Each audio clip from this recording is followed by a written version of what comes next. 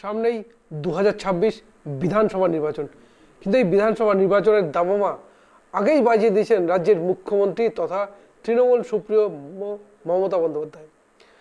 25শে ফেব্রুয়ারি Netaji indoor স্টেডিয়ামে বলা চলে এক কথায় তৃণমূল দলকে রীতিমতো টার্গেট বেঁধে দেন অভিষেক বন্দ্যোপাধ্যায়। 215 আসনের লক্ষ্যমাত্রা বেঁধে দেন এবং তারপরে কিন্তু তৃণমূল কংগ্রেস ঝাঁপিয়ে পড়ে, প্রথম দিকে ঝাঁপিয়ে পড়ে ভোটার লিস্ট ইস্যুতে।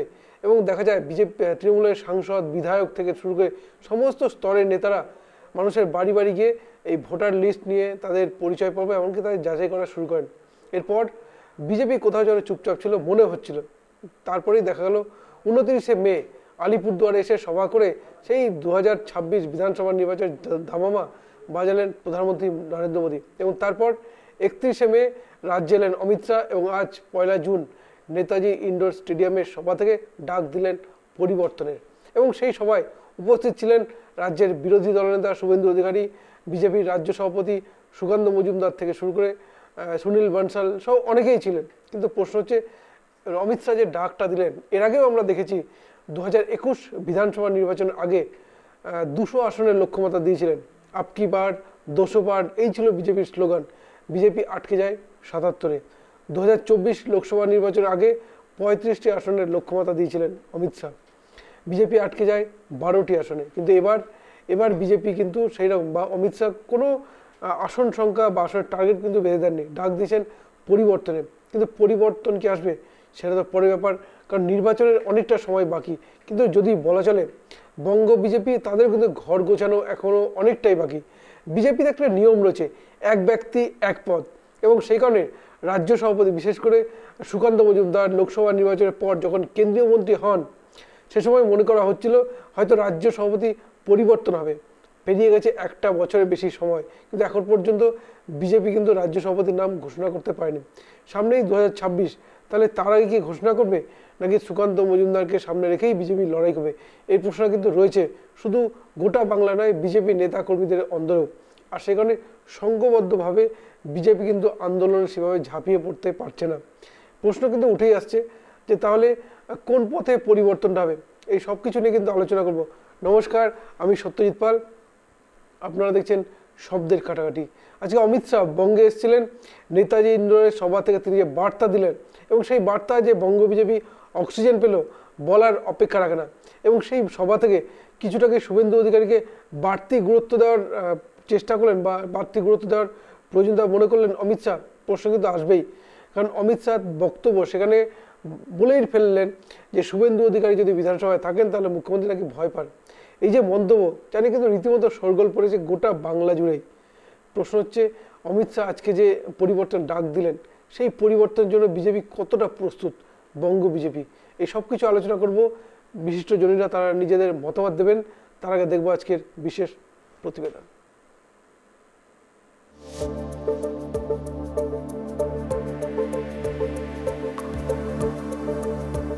নিউটাউন হয়ে সরাসরি নেতাজি ইন্ডোর স্টেডিয়ামে রবিবাসরীয় দুপুরে নেতাকর্মীদের চাঙা করতে সাংগঠনিক সভায় যোগ দেন স্বরাষ্ট্রমন্ত্রী। এদিন শাহের ঠিক পাশে বসে থাকতে দেখা যায় বিজেপির রাজ্য সভাপতি সুকান্ত মজুমদার ও বিরোধী দলনেতা শুভেন্দু অধিকারীকে। মঞ্চে শাহের ঠিক পেছনের সারিতে দেখা যায় কালিয়াগঞ্জে উপনির্বাচনে বিজেপির টিকিটে প্রার্থী হওয়া আশিস ঘোষকেও। ভাষণের শুরুতেই মুখ্যমন্ত্রীর দিকে আক্রমণ শানান অমিত শাহ। তিনি বলেন, বিধানসভায় শুভেন্দু দাঁড়ালেই ভয় পান দিদি। সামনে নির্বাচন, হাতে আর একটা বছরও নেই বললেই চলে, তবে সেই বাংলার নির্বাচন নিয়ে আত্মবিশ্বাসী শাহ। এদিন তিনি বলেন 26-এ বিজেপি আসবে আর তারপর নির্বাচন পরবর্তী হিংসা খুন হওয়া বিজেপি নেতাকর্মীদের হত্যাকারীদের খুঁজে খুঁজে সাজা দেবে। जिंदाबाद जरूर करना है। 26 में हमारे मुख्यमंत्री की शपथ के बाद करना है।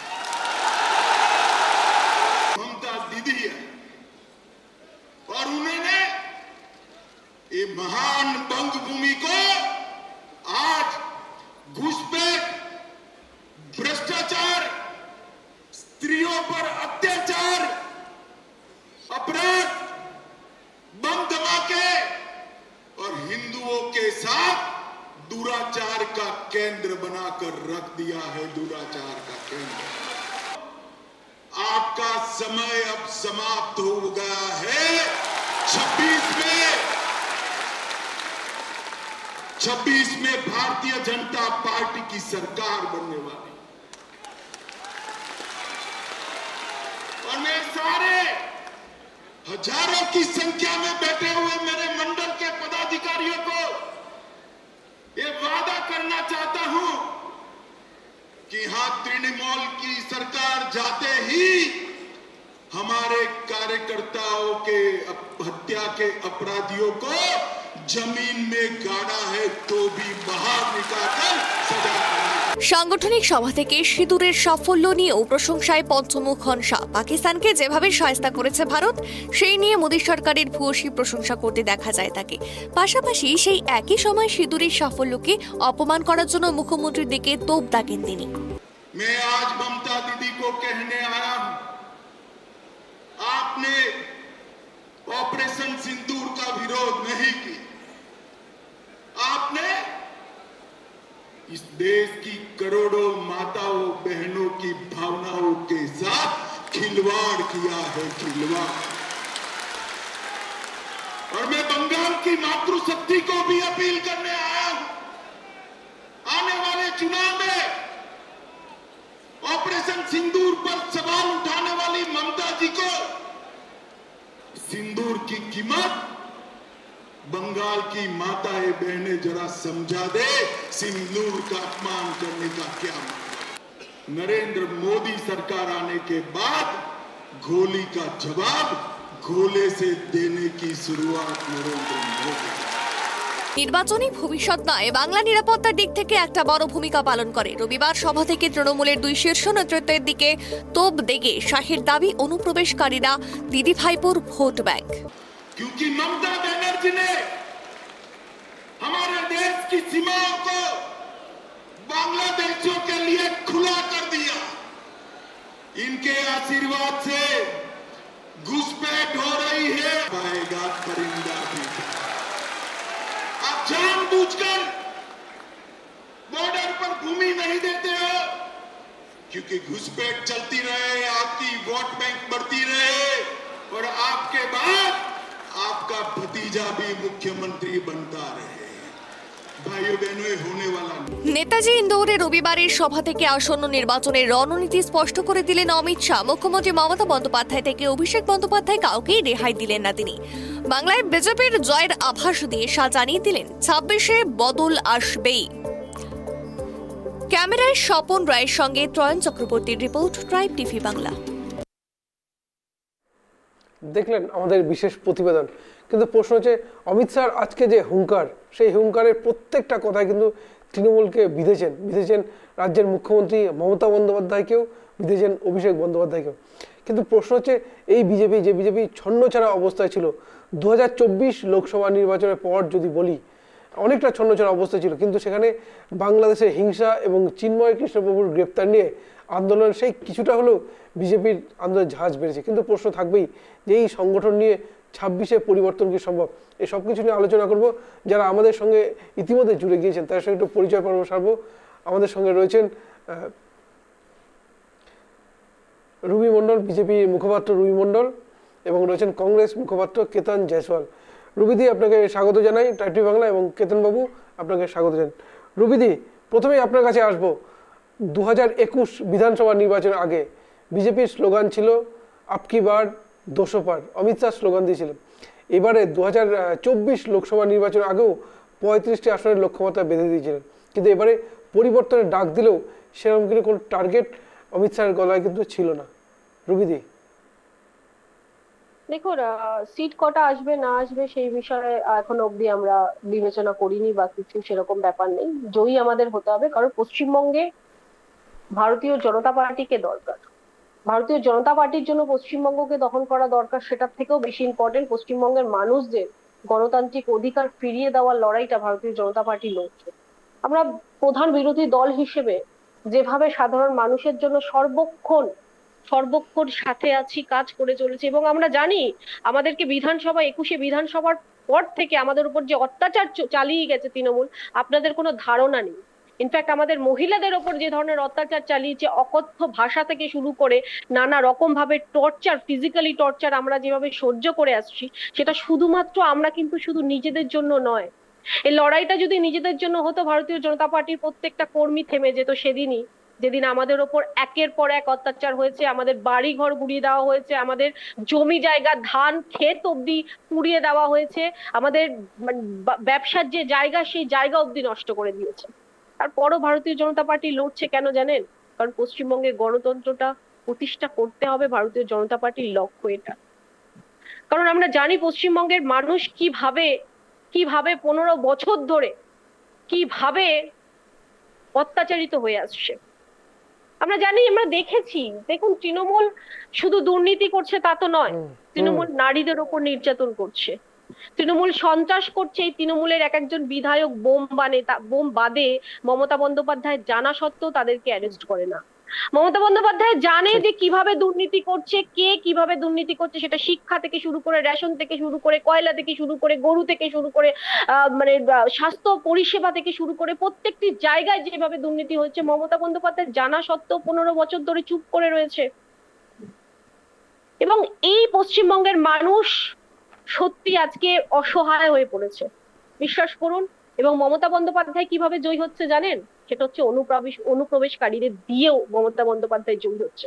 কারণ আমরা দেখেছি ভোটার লিস্টে কিভাবে বাংলাদেশিদের একের পর এক ভোটার লিস্টে নাম উঠিয়েছে, এবং সেই বিষয় আমরা রত্না বিশ্বাসের মতো লোকেদেরকে, জনপ্রতিনিধি, তৃণমূলের জনপ্রতিনিধিদের কথা বলতে শুরু।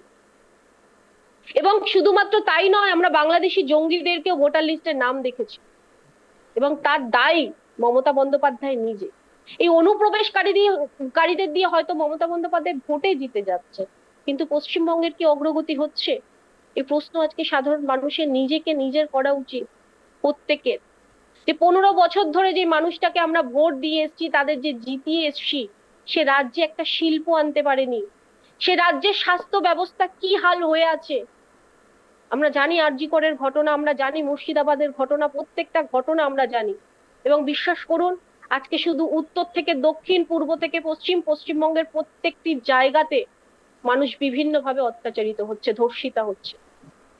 আর.জি. করের ঘটনা পরেও, মানে একটু বলি, আর.জি. করের ঘটনার পরেও আমাদের একটু পরিচয় আমাদের মধ্যে এসেছেন তৃণমূল সমর্থক ইন্দ্রজিৎ মজুমদার। ইন্দ্রজিৎ বাবু, আপনাকে স্বাগত ট্রাইব টিভি বাংলায়। বলুন, শেষ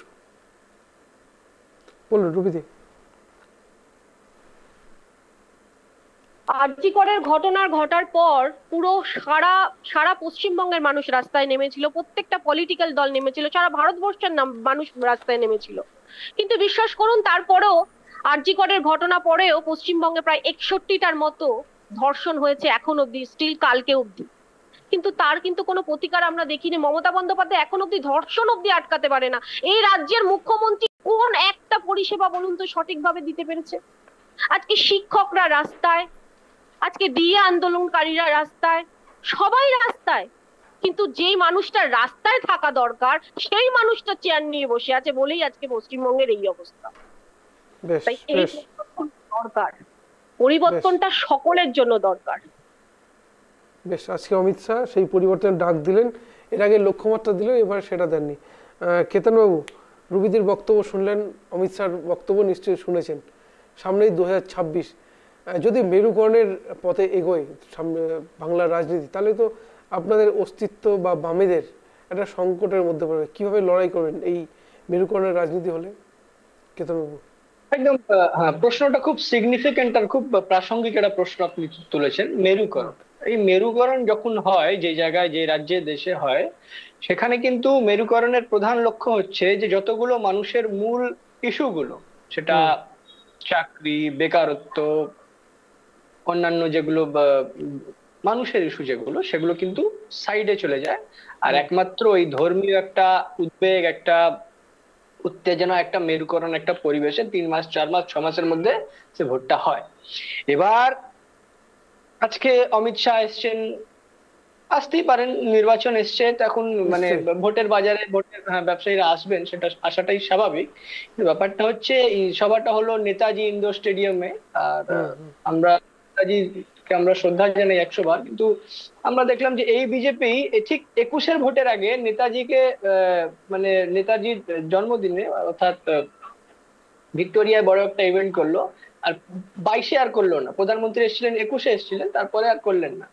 আচ্ছা, আমাদের এই যে কলকাতা পোর্ট ট্রাস্ট ছিল, সেটাকে নেতাজির নামে করা যেত, কিন্তু সেটা না করে তারা তার পার্টির নেতার নামে করেন। যাই হোক, এসব বিষয়টা এখন বলছি না। এখন যেটা বলছি যে এসছেন, কিন্তু এসে শুধু তৃণমূলকে বলছেন 100 বার। তৃণমূল সরকার এ রাজ্যে একটা 15 বছরের একটা ব্যর্থ সরকার চলেছে। সরকার একেবারে মানুষের জন্য কিছু করতে তো পারেনি, আর মানুষের কাছে যা ছিল তাও কেড়ে নিয়েছে। মহিলাদের সম্মান কেড়ে নিয়েছে, যুবকদের যে স্বপ্ন কেড়ে নিয়েছে। আজকে দেখুন, যারা ডাক্তাররা রাস্তায় বসলো, আজকে শিক্ষকরা রাস্তায় বসলো, চাকরির প্রার্থীরা রাস্তায় বসে রয়েছে, যারা সরকারি চাকরি করছে তারা ডিএর জন্য তারা রাস্তায় বসতে হচ্ছে। অথচ কিন্তু এই যে ব্যাপারগুলো যখন কেন্দ্রের হাতে যাচ্ছে, যখন এই যে দুর্নীতির মামলাগুলো যখন কেন্দ্রের হাতে যাচ্ছে, তো সেখানে তো কেন্দ্র সরকারের বা যারা এই সিবিআই, ইডি এগুলো যারা পরিচালনা করছে, যাদের হাতে এরা তোতা, তাদেরও তো একটা দায়িত্ব অবশ্যই এসে থাকে যে হ্যাঁ এবার কি করা হবে।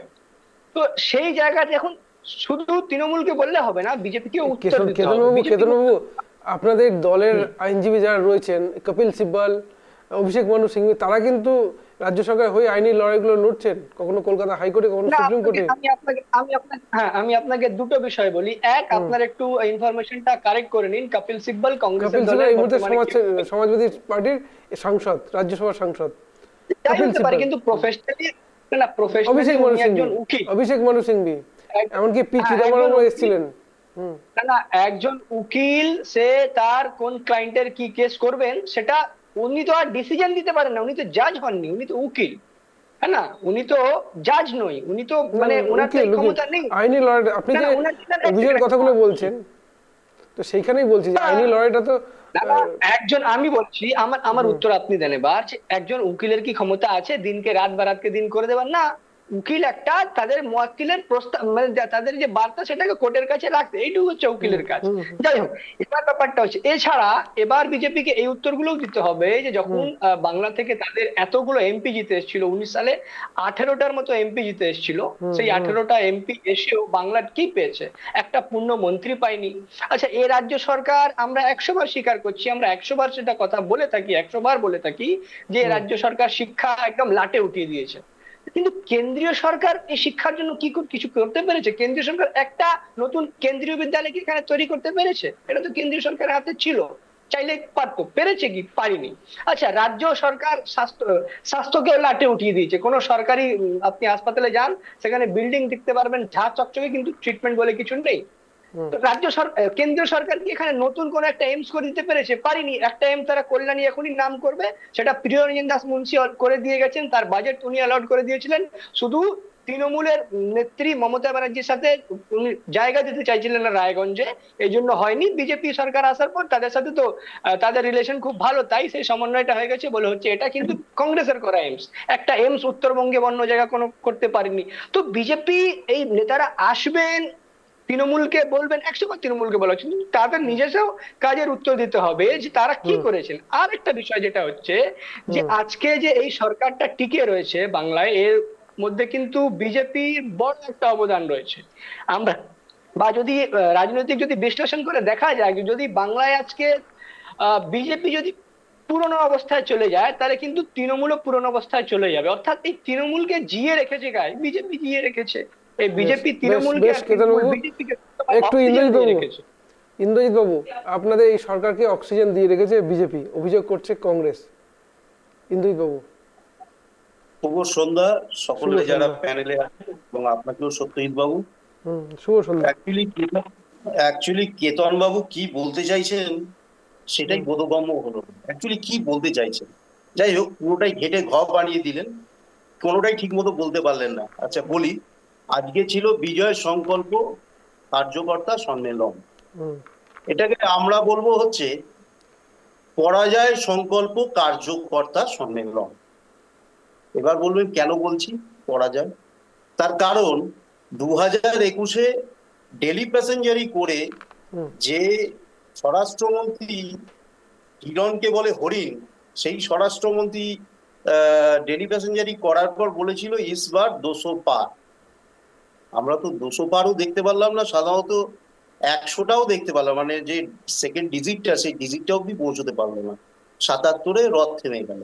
সেই 77 এখনো নেই। যদি আমরা দরজা খোলা থাকতাম, বিরোধী থাকতে গেলে 30টা মিনিমাম আসনের প্রয়োজন হয়, সেটাও থাকতো না। যাই হোক, আমরা দরজা খুলিনি, সেটা আমাদের দলের ব্যাপার, দরজা খোলা হয়নি। কিন্তু এই যে এইবার 200 পার যে বলা হলো, এবার কি বলা হলো, পরিসংখ্যান দিয়ে উনি বললেন যে 17-তে আমরা লড়েছিলাম। তার আগে কিছু বললেন না, 17-তে কি লড়েছিল ওনারাই জানেন। 17-তে লড়েছিলাম, 19-এ আমাদের 18টা এমপি হয়েছে, 21-এ 77টা এমএলএ, বিধানসভায় এমএলএ হয়েছে। তাহলে মানে কত বড় মূর্খ হলে তিনি ভোকাল টনিক দিতে এসছেন, রাজনীতি করতে এসছেন, সেটা স্বাভাবিক করুক, তিনি রাজনীতিক লোক, রাজনীতি করবেন, এই বিষয়ে আমার কিছু বলার নেই, আমার দলেরও বলার নেই। কিন্তু মূর্খ হলে যা হয় তার পরিণতি এটাই, 200 পার বলে 77-এ থেমে যাচ্ছে, তার পরিসংখ্যান দিচ্ছে। এর থেকে আর দুর্দশা, হতাশাগ্রস্ত বিজেপি কর্মীদের মধ্যে আর কি হবে? বারবার দুহাত বাহুবল করে চেঁচিয়ে বলছে যে বলুন। আমরা তো দেখলাম টিভিতে, যেখানে বলার কথা জোরে, সেখানে তারা তো উদ্দীপনা পাচ্ছে না কর্মীরা, কারণ কর্মীরা কোনো জায়গায় কিছু সমস্যায় পড়লে কোনো নেতারা আসেন না। তাহলে নেতারা যদি না দাঁড়ায় তাহলে তারা লড়বেন কেন? এক। দ্বিতীয়ত, এখন আবার নতুন টার্গেট দিয়েছে সত্যজিৎ বাবু, সেটা হচ্ছে 160 থেকে 180।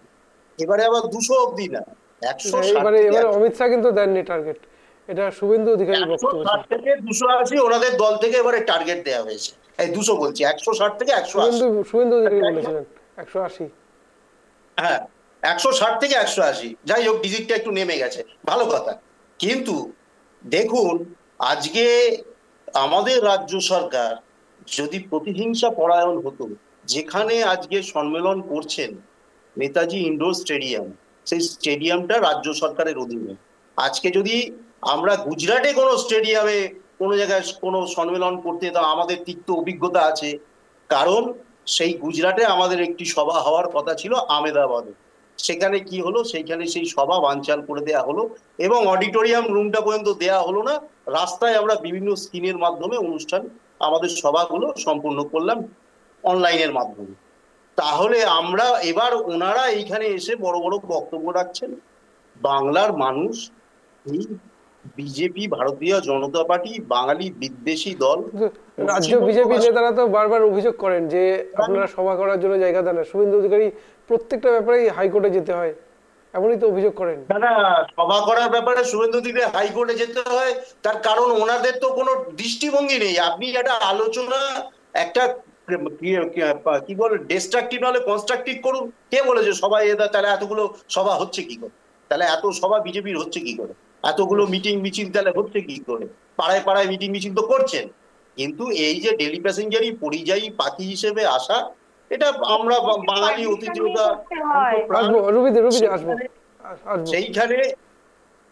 সেইখানে আর একটা জিনিস একটু বলে দিই সত্যজিৎ বাবু, রুবিদি থাকলে আমাকে ডাকবেন না, তার কারণ উনি কথা বলতে দেন না।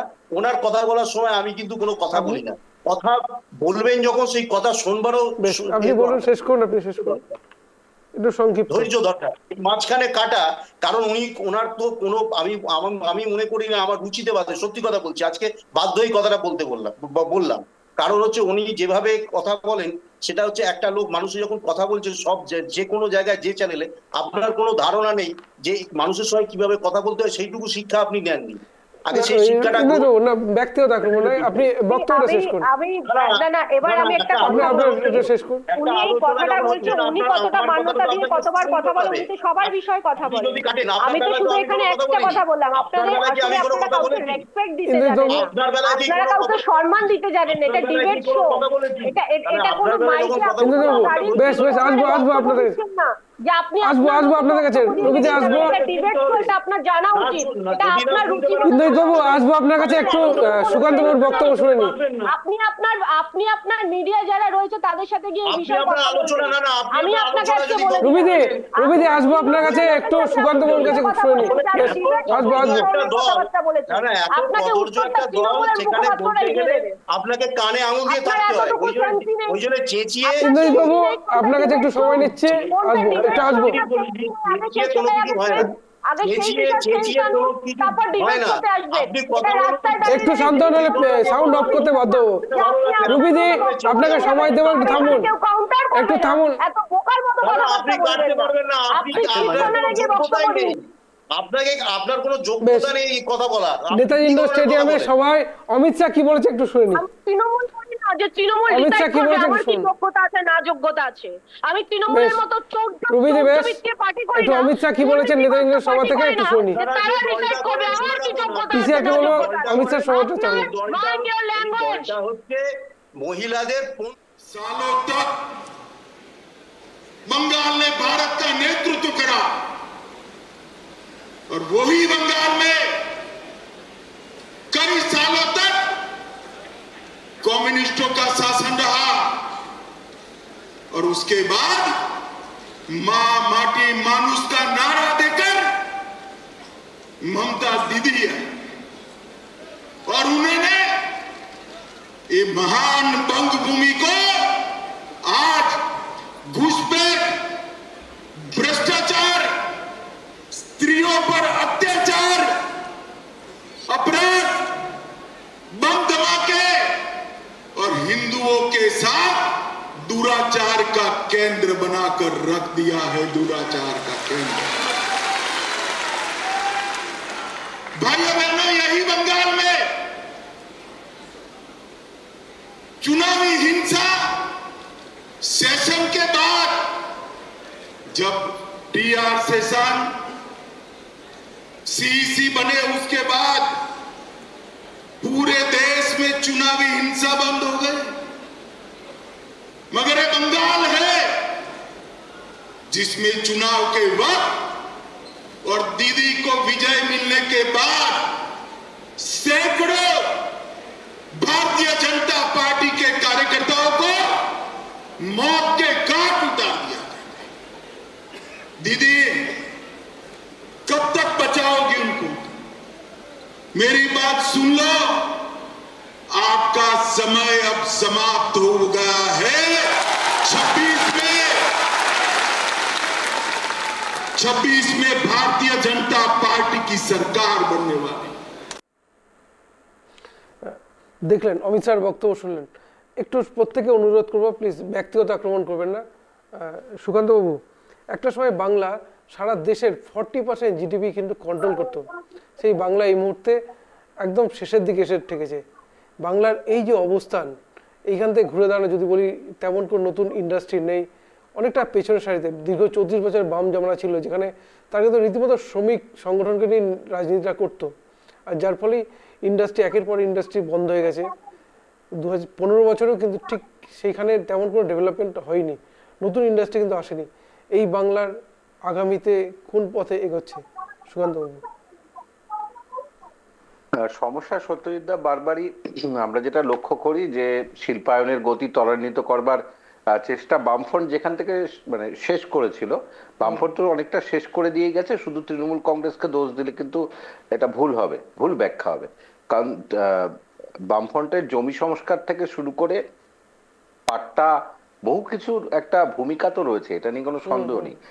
সার্বিকভাবে বিভিন্ন জায়গায় তারা কিন্তু শ্রমিক কেন্দ্রিক মানে কি বলবো রাজনৈতিক দল হিসেবে বলা যেতেই পারে। তারা তো সবসময় খেটে খাওয়া মানুষের সঙ্গে থাকেন, এটাই বলা হতো।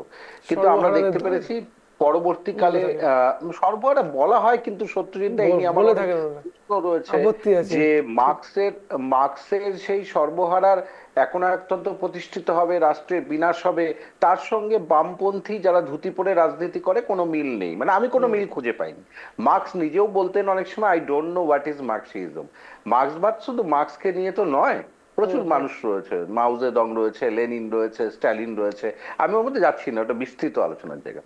কিন্তু যেই জায়গা থেকে তৃণমূল কংগ্রেস হাল ধরেছিল, একটা পরিবর্তন কিন্তু লক্ষ্য করেছিলাম মানুষের মধ্যে। মানুষ কিন্তু তৃণমূল কংগ্রেসকে ভোট দেয়নি, মানুষ ভোট দিয়েছিল এতদিন ধরে একটা জগদ্দল পাথরকে সরিয়ে দেবার জন্য।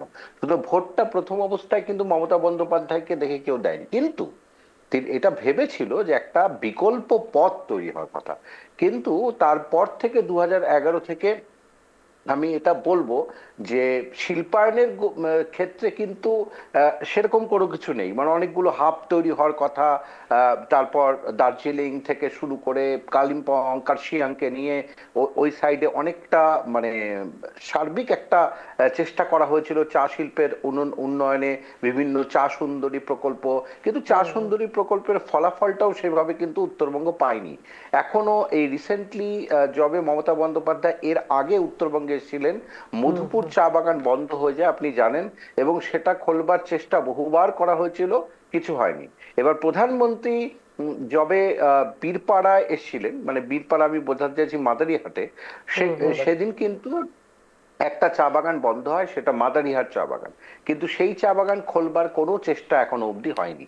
আমি এই জায়গাতে বলছি যে চা শিল্প যেটা আমাদের উত্তরবঙ্গের একটা, এবং দক্ষিণবঙ্গের ক্ষেত্রে হুগলি শিল্পাঞ্চল থেকে শুরু করে সার্বিক যে বিভিন্ন শিল্পগুলো, সেগুলো কিন্তু আর কোনো পুনরুজ্জীবন হয়নি। এগুলোকে অক্সিজেন দেবার যে চেষ্টা, সেটা কিন্তু সেটা ঘটনা, বামফ্রন্ট একটা দায়ী, কিন্তু তাই বলে এটা কথা নয় যে আজকে আমরা বিধানচন্দ্র রায়ের নাম কেন নেই। তার পেছনে কারণ আছে। একটা ছোট বাচ্চা যে কিছুই জানে না, বিধানচন্দ্র রায় বললে অ্যাটলিস্ট তাকে রূপকার বলা হয়। আমরা কিন্তু সেই জায়গা থেকে মমতা বন্দ্যোপাধ্যায় যখন পেয়েছিলেন, মমতা বন্দ্যোপাধ্যায়ের প্রতি কিন্তু মানুষের জনসমর্থনটা অনেক বেশি ছিল, এখনো রয়েছে। আমরা এখনো যদি অমিত শাহ বলে দেন যে মমতার বন্দ্যোপাধ্যায় কিছু করতে পারবে না, শেষ হয়ে গেল, এগুলো সব মানে লিপ সার্ভিস আমার মতে। কারণ ডিজিটাল সদস্য, সবচেয়ে বড় বিজেপির সমস্যা হচ্ছে ডিজিটাল সদস্য গ্রহণের যে প্রক্রিয়া, তাতে দেখা যাচ্ছে কোচবিহার সহ আলিপুরদুয়ার সহ উত্তর চব্বিশ পরগনা বহু জায়গায় কার্যকারী যারা অ্যাক্টিভ যারা সদস্য, তাদের সংখ্যাটা বড্ড কম। আমরা বলছি না, কিন্তু এই কথাটা বলছে হচ্ছে তাদের বিভিন্ন নেতৃবর্গরা। এবং আমরা এর আগেও দেখেছি যে কিছু চমক দেওয়ার চেষ্টা, যেমন নিশীথ প্রামাণিক, একটা উদাহরণ দিই, নিশীথ প্রামাণিককে হঠাৎ নিয়ে এসে তাকে মন্ত্রী করা হলো, কিন্তু আপনি যদি সার্বিকভাবে দেখেন কোচবিহারের বহু কিছুর কথা উনি বলেছিলেন। একটা স্টেডিয়াম তৈরি করার কথা, নারায়ণী সেনার তৈরি করবেন, অনেক কিছু বলেছিলেন, সেগুলো কিন্তু হয়নি। তার মানে গ্রাসরুট লেভেলে যারা রাজনীতি করে বিজেপির, তাদেরকে কিন্তু জায়গা দেওয়া হচ্ছে না, বঞ্চনা করা হচ্ছে। সেই জায়গাগুলো অমিত শাহর কানে পৌঁছানোটা বড্ড কঠিন হয়ে গেল। কারণ দিলীপ ঘোষের কিন্তু একটা ভালো সাংগঠনিক দক্ষতা রয়েছে। এবার দিলীপ ঘোষ কোথায় জামাই ষষ্ঠী করতে গেছেন বা সেটা আমার কাছে বড় বিষয় নয়। দিলীপ ঘোষ আজকে এই মঞ্চে থাকলে হয়তো ভালো হতো, এই কারণে, কারণ আমি যদি একটা বিরোধিতার জায়গা থেকে 26-এ ক্ষমতা আসতে চাই, তখন আমার ফুল ফ্লেজে সেখানে যেতে হবে। এখন শুভেন্দু অধিকারীকে ব্যাটন ধরে দিলেও কিন্তু অনেকেই রয়েছে যারা পুরনো কর্মী, তারা কিন্তু কোনোভাবে সরে যাওয়ার একটা জায়গা থাকবে। এবার অমিত শাহ যেটা বারবার 200 পার এগুলো বলছেন, ঠিক আছে, কিন্তু ম্যাথামেটিক্যালি কিন্তু যদি বিভিন্ন জায়গাগুলো দেখা যায় যে অঞ্চলগুলোতে ওনারা চাইছেন, একসময় তো উত্তরবঙ্গ ওনাদের কাছে একটা ভালো জায়গা ছিল, সেই উত্তরবঙ্গে কিন্তু আস্তে আস্তে করে রাশ কিন্তু আলগা হয়ে যাচ্ছে। এবং সেটার কারণই হচ্ছে যে যেটা মোদি এসেছিলেন, মোদির কাছে আমি মোদি পঞ্চবান বলেছেন, কোনো অসুবিধা নেই। আমার 2-3টে জায়গায় একটু প্রশ্ন ছিল। 1 নম্বর হচ্ছে চা শিল্পের পুনরুজ্জীবনে কিচ্ছু বলেননি উনি। 2 নম্বর হচ্ছে যেটা মানে আমার মতে উনি প্রধানমন্ত্রী, ওনার থিঙ্ক ট্যাঙ্ক অনেক বেশি কিছু জানেন, শিল্পায়নের কথা বলতে পারতেন, এইখানকার ট্যুরিজমটাকে বুম করার কথা বলতে পারতেন, কিভাবে আরো করা যেতে পারে। হ্যাঁ, তবে এটাও ঠিক, নীতি আয়োগের মিটিংয়ে কিন্তু মুখ্যমন্ত্রী যাননি, যেখানে কিন্তু এই ট্যুরিজম নিয়ে একটা গুরুত্বপূর্ণ কথা বলা হয়েছিল যে ট্যুরিজমকে এক একটা দায়িত্ব দেয়া, এক একটা জেলাকে কেন্দ্র করে ট্যুরিজমকেই করা। কিন্তু দেখ, একটা জায়গায় সত্যজিৎ দা, আমি মমতা বন্দ্যোপাধ্যায়কে ক্রেডিট দিতেই চাই যে ট্যুরিজমটাকে একটা অন্য উচ্চতায় পৌঁছে দেওয়ার চেষ্টা তিনি করেছেন। কারণ আজকে লামহাটা থেকে শুরু করে যে জায়গাগুলো আমাদের কাছে পরিচিত ছিল না, সেই জায়গাগুলোকে সামনে এনে চেষ্টা করেছেন, কিন্তু তার সঙ্গে নীল সাদা বিল্ডিংও প্রচুর তৈরি করেছেন, যেটা না করে উনি যদি এটাকে আরো বেশি করে সত্যি সত্যি চেষ্টা করতে পারতেন, উত্তর কন্যাকে ফাংশনিং করবার চেষ্টা করতে পারতেন, তারপর হুগলি শিল্পাঞ্চল উন্নয়ন করতে পারতেন, পুরুলিয়া বাঁকুড়ার ক্ষেত্রে আরো বেশি উন্নয়ন প্রয়োজন ছিল। কারণ উন্নয়ন যে জায়গায় থাকবে না সেখানে বিরোধীরা চেষ্টা করবে। তারপরে দুদিক থেকে আপনার দেখতে গেলে 200 পার কিন্তু হবে না ম্যাথামেটিক্যালি না। এবং 160 থেকে 180, এটা মোটামুটি একটা ধরা যায়। কিন্তু ডিজিটাল সংগ্রহের সদস্য সংগ্রহের উপর ভর করে যদি চাওয়া এই বৈতরণী পার হতে, সেটা দিবা স্বপ্ন হবে। কারণ সেই যে আজকে যাদেরকে তারা মানে জিতিয়ে এনেছিল তাদের কিন্তু রাখতে পারেনি। কারণ কেন সত্যজিৎ দা, এই বিজেপি সবচেয়ে বড় সমস্যা যে বিভিন্ন রাজ্যে তারা কিন্তু অন্য দল থেকে মানে নির্বাচিত প্রতিনিধিদের ভাঙিয়ে আনেন। সুতরাং এই যে রাজনৈতিক কালচার, সেটাই আবার বুমেরাং হয়ে আসছে। তৃণমূলকে দোষ দিয়ে তো লাভ নেই, তৃণমূলকে দোষ দিয়ে লাভ নেই, সুতরাং এটা আবার বুমেরাং হয়ে আসবেই। ঠিক ঠিক, অনেক অনেক গুরুত্বপূর্ণ কথা বললেন বাংলার রাজনীতিতে। রুবিদি, ডিজিটাল সদস্য সংগ্রহ তো রয়েছে, আরেকটা যেটা সমস্যা সেটা হচ্ছে বাংলার রাজনীতির কথা যদি বলি, বামেরা ক্ষমতা এসেছিল সেই নকশাল আন্দোলন দিয়ে, মমতা বন্দ্যোপাধ্যায় এসেছিলেন সিঙ্গুর নন্দীগ্রাম আন্দোলন নিয়ে। এই বিজেপি সেভাবে আন্দোলন সেভাবে গড়ে তুলতে পারছে না, এটা আমি বলছি না, বিজেপির অন্দর থেকে উঠে আসে। কিছুদিন আগে বেলগাছিয়াতে শুভেন্দু অধিকারী একটু রক্ত বেরিয়েছিল, সেটা অনেকটা বেশি না হলেও তিনি আক্রান্ত হয়েছিলেন, কিন্তু সেই নিয়ে কিন্তু বঙ্গ বিজেপি সেভাবে নামতে পারেনি। এটাই যদি তৃণমূলের সঙ্গে হতো তাহলে আন্দোলন কাকে বলে বাংলা কিন্তু দেখতো। তো কোথাও কি আন্দোলনের দিক থেকে পিছিয়ে পড়ছে না বঙ্গ বিজেপি, রুবিদি? না না, দেখুন, আন্দোলন ভারতীয় জনতা পার্টি করছে। ভারতীয় জনতা পার্টি যে কোনো সিচুয়েশনে সাধারণ মানুষের পাশে রয়েছে, সাথে রয়েছে, সেটা আমরা দেখতে পাচ্ছি। আন্দোলন মমতা বন্দ্যোপাধ্যায় যেভাবে করেছে সেভাবেই করতে হবে। ক্যাডবেরিকে আন্দোলন করতে হবে, পেছনের রাস্তা দিয়ে ওয়েট বাড়িয়ে দেবে অনশন করে, সেভাবেই রাজনীতি করতে হবে বা সেভাবেই আন্দোলন করতে হবে, সেটা ম্যাটার করে না। আন্দোলনটা আন্দোলনের মতোই হচ্ছে, সেটা কিভাবে কি করবে। আর আমাদের আন্দোলনে এমনি তো পারমিশন হয় না, আমাদের প্রত্যেকটা বিষয় কোর্টের কাছে দ্বারস্থ হতে হয়। ইনফ্যাক্ট যেভাবে বাংলার মানুষদের এখন পুজো করতে গেলেও প্রত্যেকটা বিষয় কোর্টের দ্বারস্থ হতে হয়, সেভাবে আমাদের একটা স্ট্রিট কর্নার করতে গেলেও, ইনফ্যাক্ট আমার এলাকায় আমারও স্ট্রিট কর্নার করতে গেলে আমাকেও কোর্টের দ্বারস্থ হতে হয়। আরেকটা কথা, একটু আগে যে তৃণমূলের মুখপাত্র যে কথাটা বলেছে তার কথাটার উত্তরটা আমার ইমিডিয়েটলি এখন দেওয়া উচিত আমার মনে হয়। এটা ডিবেট শো, ডিবেট হবে, সেটাই খুব স্বাভাবিক। এটা কোনো স্ট্রিট কর্নার না যে আমি দাঁড়িয়ে আমার মতো বক্তব্য রেখে চলে গেলাম, আমি কোনো কাউন্টার পাবো না, সেরকম হয় না। তো এটা মনে হয় ওনার মিডিয়া সেলে গিয়ে ওনার এই বিষয়ে একটু আলোচনা করে কথা বলে একটু জেনে আসা উচিত। আর আমাদের চ্যানেলে পাঠান, সেটা আমাদের পার্টি থেকেই আসবো, আপনাকে সময় দেবো, সময় দেবো আপনাকে। এভাবে শুনতে হবে, ব্যক্তিগত আক্রমণ করতে আসবেন না, মান্যতা বজায় রাখবেন। আপনাকে সময় দেবো, সম্মান পাবেন, যদি সম্মান না দেন সম্মান পাবেন না। তাহলে আমার ডুবে মরা আমরা দেখতে পাচ্ছি আমি কথা বলছি, আমার নাম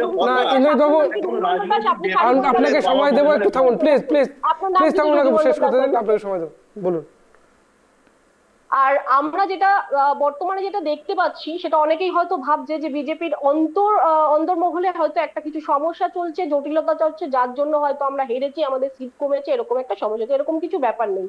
যেই সমস্যাটা অ্যাকচুয়ালি পশ্চিমবঙ্গে হচ্ছে সেটা হচ্ছে ভৌগোলিক ভাবে অনেক কিছু চেঞ্জেস হচ্ছে। আমি যদি আজকে কলকাতা সারাউন্ডিং এ থাকি, কলকাতা সারাউন্ডিং এ হয়তো আক্ষরিক ভাবে হয়তো লিখিত ভাবে আমি জাস্ট বলছি গুলশান কামলি আমার কলকাতা সারাউন্ডিং এর একদম কাছাকাছি, আমার বাড়ি থেকে খুব বেশি দূরে না। তো গুলশান কলোনির যে সিচুয়েশন হয়ে আছে, সেখানে ভোটার সংখ্যার তুলনায় মানে প্রায় নেই করে প্রচুর হাজার সংখ্যক আছে যারা অবৈধভাবে অনুপ্রবেশ করে আছে, কিন্তু এখানে মেয়র সেই বিষয়ে কিন্তু কোনো পদক্ষেপ নিচ্ছে না।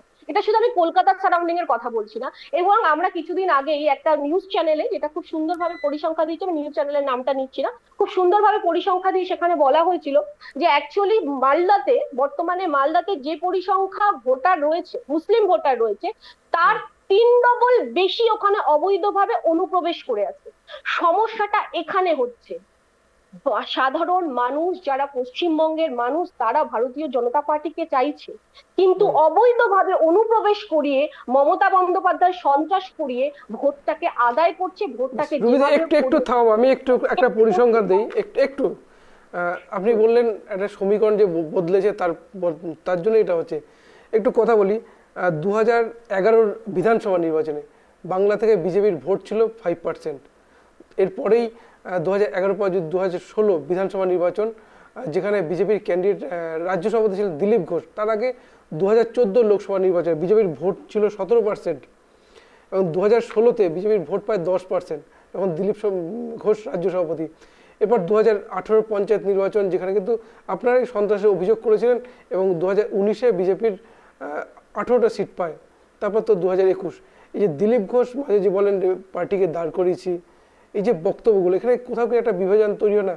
তখন বিজেপির ভোট বৃদ্ধি কিন্তু 2014তেই ছিল 5 থেকে 1 ধাপে 17%। এটাও কি বিজেপির মধ্যে একটা বিতর্ক তৈরি করছে না রুবিদি? দিলীপ দাকে নিয়ে আমি সেরকম কোনো বক্তব্য রাখতে পারবো না এই মুহূর্তে দাঁড়িয়ে, কারণ সেটা ওপর মহলের চিন্তাধারা। তাকে কোথায় রাখবে, কোন দায়িত্ব দেবে না দেবে, তাকে কিভাবে ইউজ করবে পার্টিতে, সেটা তারা বুঝবে, এই বিষয়ে আমার কোনো বক্তব্য নেই। আর দ্বিতীয় কথা হচ্ছে পার্সেন্টেজের দিক থেকে, যেটা আমি পুরোপুরি আপনাকে বলে ক্লিয়ারলি করতে পারলাম না, আমাদের যদি ভোটের সংখ্যা আপনি দেখেন, সেটা হচ্ছে আমরা হয়তো 4 থেকে 5 শতাংশ ভোটে আমরা পিছিয়ে আছি।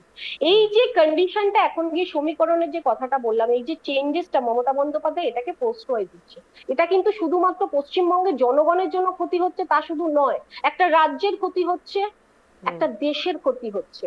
কারণ এভাবে অনুপ্রবেশকারী কিন্তু সারা দেশে কিন্তু ছড়িয়ে পড়ছে। আর ভালো করে যদি আমরা দেখি, পশ্চিমবঙ্গে বিভিন্ন জায়গায় বিভিন্ন ভাবে একটা অরাজকতা সৃষ্টি হয়ে আছে।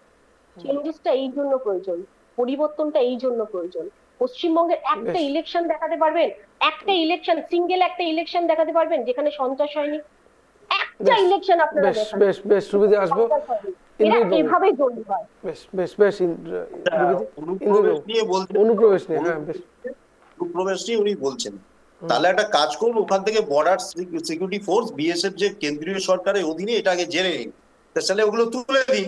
তাহলে ওইগুলো তুলে নিয়ে তাহলে রাজ্য সরকারের আন্ডারে হয়ে যাক। কারণ হচ্ছে আপনাদের কিরকম অ্যাকচুয়ালি একটা দলের 10টা লোক সংগঠিত করতে পারে না কোনো নেতা। এই এমন একটা দল যে দলে 10টা লোক সংগঠিত করতে পারে না কোনো নেতা। তারা 78,784টা বুথে তারা কি ক্যান্ডিডেট দিতে পারবে, বুথ এজেন্ট দিতে পারে না। সুতরাং কোনো একটা কিছু বলতে হবে। আর একটা জিনিস হচ্ছে, এই যে উনি বলছেন যেটা, যে দিলীপ ঘোষের কথা, দিলীপ ঘোষ কোর কমিটির মেম্বার, সত্যি খুব ভালো করে শুনে নেবেন। উনি আমাদের যে রাজ্য কমিটি, তাতে কোর কমিটির মেম্বার দিলীপ ঘোষ। অথচ সেইখানে রাহুল সিনহা শনিবারে আমন্ত্রণ পত্র পেয়ে গেল, তিনি পুরো প্রাক্তন রাজ্য সভাপতি ছিলেন, অথচ দিলীপ ঘোষ পেলেন না। এরা হচ্ছে বিদ্বেষী। এনাদের যে লোকটার দ্বারা, এটা তো সত্যি কথা, যে লোকটার দ্বারা, এটা তো আমি কেন, এটা একটা জনসাধারণ যারা রাজনীতি করে না তারাও এটা বলবে যে দিলীপ ঘোষের জন্য আজকে ভারতীয় জনতা পার্টি রাজ্যে একটা ভালো জায়গা বিস্তার করতে পেরেছে, এ বিষয়ে কোনো সন্দেহ নেই। এবং তার আমলেই 18টা এমপি পেয়েছে। তারপরে আমরা কি দেখলাম, ব্রাক ক্রমশ নামলো 21-এর পর থেকে আজকে দেখলাম ব্রাক নামলো। এই দিলীপ ঘোষের যারা হচ্ছে বিদ্বেষী। তার কারণ বিদ্বেষী যদি না হতো তাহলে আজকে কিরাম অপমান করা হলো তাকে। আপনি বলুন কিরাম অপমান করা হলো তাকে। আমি ওনাদের দলের কথা বলতে চাই না, এর পরিপ্রেক্ষিতে বললাম। আর একটা জিনিস হচ্ছে অনুপ্রবেশ, তাহলে আপনারা অনুপ্রবেশ রুখছেন না, তাহলে আপনারা খুলে দিচ্ছেন, তাহলে বর্ডারটাকে খুলে দিচ্ছেন, অনুপ্রবেশ তাহলে আপনারা রুখতে পারছেন না। ব্যর্থতা তো আপনাদের, কেন্দ্রীয় সরকার আপনাদের, ব্যর্থতা আপনাদের। তাহলে আপনারা আগে ডিসাইড করুন কি করবেন।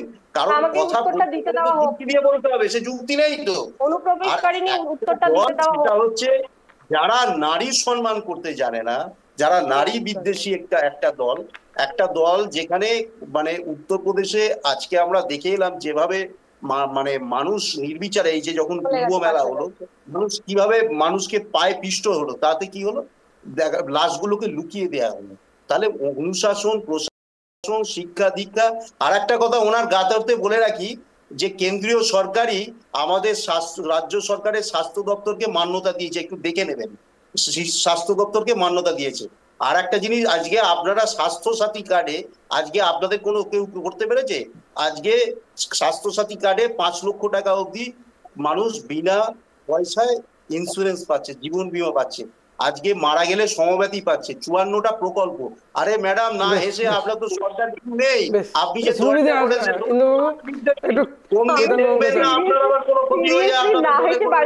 আপনার চ্যানেলের মাধ্যমে মহিলাদের পণ্য হিসেবে বিবেচিত হচ্ছে, তাহলে কোন দিন আপনারা কোথায় যেতে দল হলেও খারাপ লাগবে। কারণ আপনাদের নেতাদের যা অবস্থা, আপনারা সুশাসন অনুশাসন এই কথাটা তো আপনাদের মুখে শুনলেই যেন মনে হয় একটা বিচিত্র গ্রহ থেকে আপনারা এসছেন। এর উপরে আর কি, এটা তো বিচিত্র গ্রহ থেকে। আর যে দিবা স্বপ্ন এনারা দেখছেন, সেই দিবা স্বপ্ন 2036 কেন, 2056 তো এনাদের পূরণ হবে না। তার কারণ বাংলার মানুষ এনাদেরকে কোনো মতেই এই বিদ্বেষী দলটাকে এখানে জায়গা দেবে না। তার প্রমাণ তো আপনারা দেখবেন, সামনে কালীগঞ্জের নির্বাচন আছে নদিয়াতে, এই প্রার্থী এখনো প্রার্থীর নামই ঘোষণা করতে পারেনি। তাহলে এনারা কি ভোটে প্রার্থী ঘোষণা হয়েছে, সব প্রার্থী ঘোষণা গতকালই করেছে। বেশ আসবো আপনার কাছে কেতন বাবু, ঘোষণা হয়েছে সেটাও কেতন বাবু, বেশ আসবো ইন্দ্রবাবু, আসবো আপনার কাছে একটু কেতন বাবুর কাছে। কেতন বাবু, আমি একটু অনুপ্রবেশ সময় দেবো আপনাকে, রুবিদি সময় দেবো। কেতন বাবু, আপনাদের অবস্থানটা কি এই সামনে 26-এর আগে? বামেদের সঙ্গে তো আপনারা জোটছে, ইতিমধ্যেই যোগাযোগের চেষ্টা চলছে কালীগঞ্জ বিধানসভা উপনির্বাচনে। 26-এ কি কোন পথে করতে চাইছেন? দেখুন, আমাদের অবস্থান 100 বার বাংলার মানুষের পক্ষে। যে আজকে বাংলায় এই দুটো দল, মানে আজকে যদি সরকারি দল আর যে সরকারি ভাবে যে বিরোধী দল আছে বা বিধানসভা নিরিখে যদি আমরা দেখি, এই দুটো দল মিলে আজকে মানে মানুষের ভালো মন্দ আমি দূরে সরিয়ে দিলাম, কিন্তু মানুষের ইস্যুটাই একেবারে সব সাইড করে দিয়েছে। তারা নিজস্ব রাজনৈতিক ইস্যু, কোন ইস্যুটা কাকে ডিভিডেন্ড দেবে, শুধু সেই ইস্যুটাই ভেসে রয়েছে সারাক্ষণ মিডিয়াতে, আলোচনাতেও একই, তাদের রাজনীতিতেও একই, তাদের বক্তব্য সেই তাদের যেগুলো ইস্যুগুলো শুট করবে সেই ইস্যুগুলো রয়েছে। এটা তারা বাংলার সব থেকে বড় সর্বনাশ করেছে। এই এত বড় ডিবেটে কোনো তৃণমূল বা বিজেপি কোনো মুখপাত্রের মুখ থেকে কর্মসংস্থান একটা শব্দ শোনা গেল না, বেকারত্ব একটা শব্দ শোনা গেল না, শিল্পায়নের কোনো শব্দ শোনা গেল না। এইটা হচ্ছে বিষয়। এরা অনুপ্রবেশ বলুন, এরা ধর্মীয় মেরুকরণ বলুন, এইসবের মধ্যে মানুষকে ব্যস্ত করে এই ধর্মীয় মেরুকরণ করে তারা ভোটটাকে নিজের পক্ষে করে নিতে চাইছে।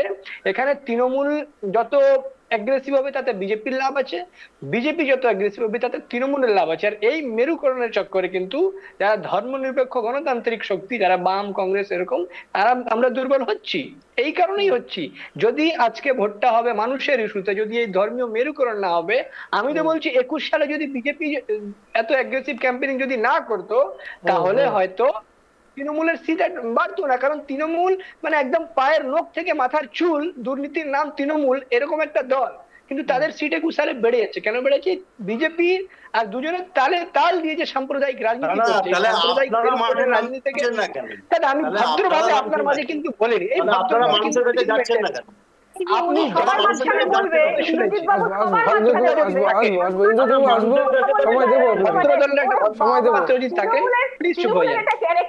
আমি একদম এগুলো পছন্দ করি। আমি চুপ হয়ে যাচ্ছি, আপনি বলুন। আপনাদের সরকার আছে, আপনাদের গায়ের জোর আছে, আপনি বলুন। এখানে তো আস্তে সময় দেবো। কেতন বাবু খুব সংক্ষিপ্ত ভাবে শেষ করুন। ভদ্রতা দেখান না রে বাবা, রাজ্যে আপনারা সরকার চালাচ্ছেন, একটু সহিষ্ণুতা নেই, একটু ভদ্রতা নেই আপনাদের। ইন্দ্রজিৎ বাবু থাকুন, আপনাকে সময় দেবো। হ্যাঁ, যেটা বলছিলাম যে সব থেকে বড় যেটা বাংলার এরা সর্বনাশ করেছে সেটা হচ্ছে এই মেরুকরণের রাজনীতি। আমরা বাঙালি যারা, আমরা এই রাজ্যে কিন্তু আমরা গর্ব করতাম যে আমরা, আর যাই হোক, এই রাজ্যে আমরা কিন্তু কোনো ধর্ম, কোনো জাতি রাজনীতি করতাম না, কিন্তু আজকে আমাদের লজ্জায় মাথা ছোট করে বেশ বেশ সুকান্ত বাবু, 2024 লোকসভা নির্বাচনে বিজেপির আসন 35 লক্ষ মতো থাকলেও 12তে থেমে যায়। বলা যায় বিজেপির নেতারা একদম অনেকটাই ভেঙে পড়েন। ঠিক সেই সময় বাংলাদেশের সংখ্যালঘু নির্যাতন নিয়ে, চিন্ময় কৃষ্ণ প্রভুর গ্রেপ্তার নিয়ে কিছুটা হলো বিজেপির মরাগাঙে জোয়ার নিয়ে আসেন শুভেন্দু থেকে, বলা যেতেই পারে তিনি সামনে থেকে নেতৃত্ব দেন। এই মুহূর্তে যদি বলা যায়, এই যে বিজেপির সংখ্যালঘু বা হিন্দুত্বের রাজনীতি, অনেকটা ইস্যু রয়েছে, আমরা শিক্ষক নিয়োগ দুর্নীতি বলি, নানাবিধ দুর্নীতি রয়েছে, কিন্তু হিন্দুত্বটাই প্রধান ইস্যু। এইটাই কি কোথাও বিজেপির জন্য একটা ক্ষতি হয়ে যাচ্ছে না সুকান্ত বাবু? দেখুন, ধর্ম এখন আফিমের মতো। একসময় এটা মানে মার্ক্সবাদীরা বলতো, আমি তাও কোটেশনটা নিয়েছি। এবার এটাকে মানুষ এত বেশি ইনজেক্ট করা হচ্ছে ধর্মকে, এবং এটা মানুষ এখন ওই কর্মসংস্থান, বেকারত্ব, এগুলো মাথা মানুষের ব্রেনে ঢুকছে না। এবার 2 নম্বর কথা, এটা ঘটনা যে হিন্দুত্ব ছাড়া, এগুলো ছাড়া আমাদের কাছে ইস্যু কেন থাকবে না? কারণ আমরা যারা ভোট দিই, আমরাই তো এর যোগ্য। সত্যতা ঘটনা হচ্ছে যে আমরা যদি যোগ্য হতাম, তাহলে আমরা যখন যে কোনো নির্বাচনে, সেটা একদম তৃণমূল স্তর থেকে পঞ্চায়েত নির্বাচন থেকেই ধরুন না কেন, তাহলে আমরাই যোগ্য নেই। আমাদের নেতারা কি বুঝেই গেছে যে যেখানে আজকে শিক্ষকরা মার খাচ্ছে, যেখানে আজকে ডাক্তারদের এই অবস্থা, তারপরে কোনো গণ আন্দোলন বিজেপি থেকে শুরু করে কংগ্রেস সংগঠিত করতে পারেনি। আমি ধরে নিলাম কংগ্রেসে কিছু নেই, কংগ্রেস কি একটা রেজিমেন্টেড পার্টি, তাহলে কংগ্রেসেও তো কোনো সেরকম জোর নেই। এরা তার মানে আমার যদি বিরোধী দল হিসেবে আমার ভূমিকাটাই সঠিক না থাকে, জনগণ কাকে খুঁজে নেবে? জনগণ তো বিকল্প পাচ্ছে না।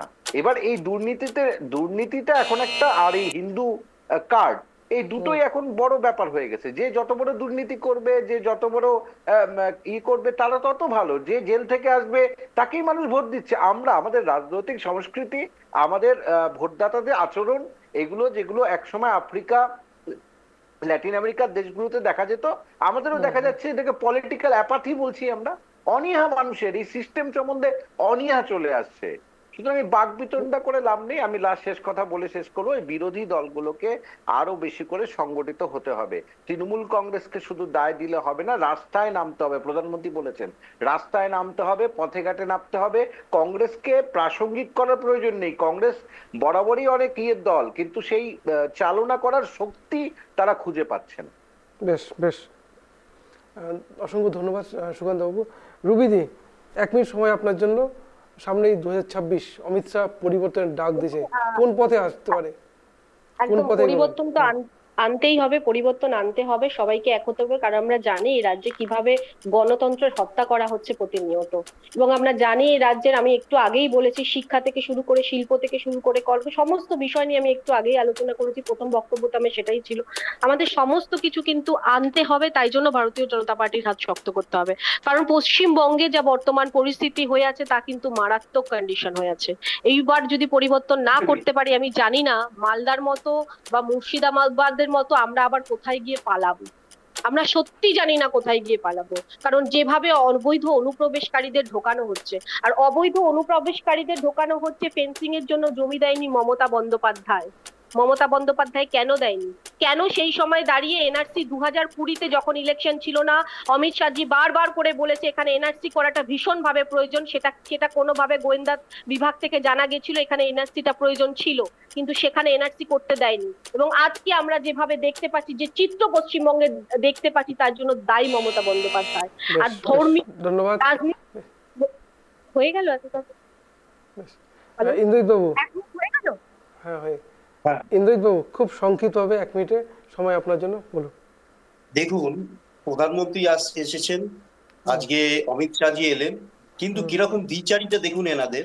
এখানে বলছেন আজকে এই ধরনের রাজনীতির কথা, অথচ আমাদের সাধারণ সম্পাদক সর্বভারতীয় মাননীয় অভিষেক বন্দ্যোপাধ্যায় আজকে বিভিন্ন দেশে, আজকে প্রায় 9টি দেশ তার বিভিন্ন জায়গায় তিনি উপস্থাপিত করেছে যে ভারতবর্ষের পরিস্থিতির কথা, ভারতবর্ষের শান্তির বার্তা এবং পাকিস্তানের যে পরিবেশ, সেই পরিবেশকে আজকে তিনি বিশ্বের দরবারে তুলে ধরেছেন।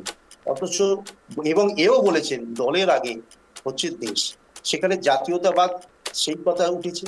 কিন্তু আজকে এই দল দেখুন কিরকম দ্বিচারিতা, ওই সওগাতে মোদি পাঠাচ্ছে 7,34,000 মসজিদে, অথচ এইখানে এসে বিভিন্ন জায়গায় এসে তারা হিন্দু তাস খেলছেন, ভোটের রাজনীতি করছেন। সুতরাং এই যে 2026-এর নির্বাচনে যে এনাদের পরাজয় সংকল্প, আমি বিজয় সংকল্প বলবো না, পরাজয় সংকল্প, সেটা আর কটা দিন অপেক্ষা করুন, আর 8-9টা মাস বাংলার মানুষ এনাদেরকে কি চোখে দেখেন আরো বাজেভাবে প্রমাণ করিয়ে দেবেন যে এনাদের যে 30টা সিট যে অ্যাসেম্বলিতে বিরোধী, সেইটিও এরা থাকবে না, যেটা হয়েছে। ধন্যবাদ কেতন বাবু। একটা কথা বলতেই হয়, 2021 বিধানসভা নির্বাচনের পর যে কটা বিধানসভা উপনির্বাচন হয়েছে, একমাত্র কিন্তু সাগরদিঘিতে জয় পেয়েছিল কংগ্রেস, আপনারাই জিতেছিলেন। তো এখানে 26 সামনে আসছে, কিভাবে কি চোখে দেখছেন এই? দেখুন, এই বারবার বললাম তো, যেখানে মেরুকরণ হবে না, যেখানে ইস্যু বেস ভোট হবে, সেখানে বাম কংগ্রেস বা আমরা কংগ্রেস জিতবো। এবার ব্যাপারটা হচ্ছে যে আজকের দিনে যেটা পরিস্থিতি দাঁড়িয়েছে 21 সালের পর থেকে, যে সরকার একটা ব্যর্থ, একটা অপদার্থ সরকার তো মানুষ পেয়েছে, একটা ব্যর্থ তার থেকেও বেশি অপদার্থ একটা অপোজিশন পেয়েছে। যেই অপোজিশনের কাজ ছিল যে একটা দুর্নীতিগ্রস্ত সরকারের দুর্নীতিগুলো থেকে মানুষের সামনে নিয়ে আসবে, সেটা নিয়ে আন্দোলন করবে, এবং ওই একই পার্টির সরকার যে কেন্দ্রে রয়েছে, তাদের যে ইনভেস্টিগেশন এজেন্সি রয়েছে, সেগুলোকে সেই কেসগুলো নিষ্পত্তি না করে, যারা চোরদেরকে জেলের গারদে না ভরে, তারা শুধু সাম্প্রদায়িক করে আদতে তৃণমূলের সুবিধা করে দিচ্ছে, এটা মানুষ কিন্তু বুঝে নিয়েছে। আর এই তৃণমূল আর বিজেপি যে একই মানে বৃত্তের দুটি কুসুম, এটা কিন্তু মানুষ বুঝে নিয়েছে। আগামী ভোটে আপনি